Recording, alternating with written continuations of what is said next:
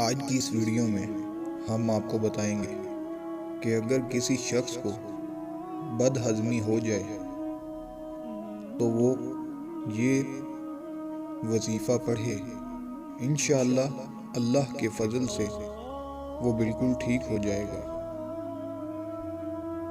آیت مبارکہ ہے وَبِالْحَقِّ أَنزَلْنَاهُ وَبِالْحَقِّ نَزَلَ وَمَا أَرْسَلْنَاكَ إِلَّا مُبَشِّرًا وَنَذِيرًا۔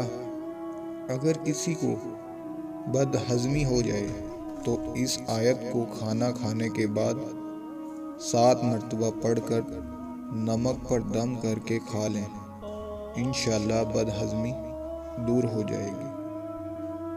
السلام علیکم ورحمۃ اللہ وبرکاتہ۔